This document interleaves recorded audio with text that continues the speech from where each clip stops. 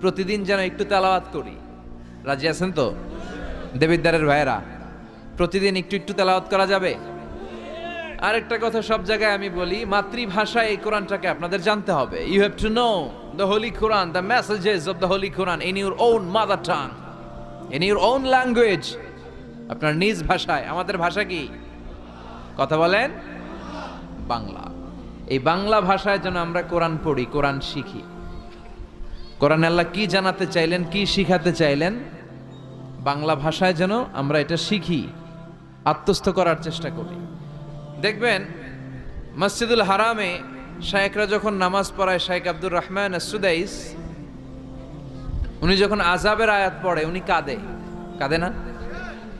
আবার মুসল্লিরাও পেছন থেকে কাঁদে। এর কারণ উনিও আযাবের অর্থ বুঝে, মুসল্লিরাও অর্থ বুঝে। আমাদের তারাবির নামাজে এত মসজিদে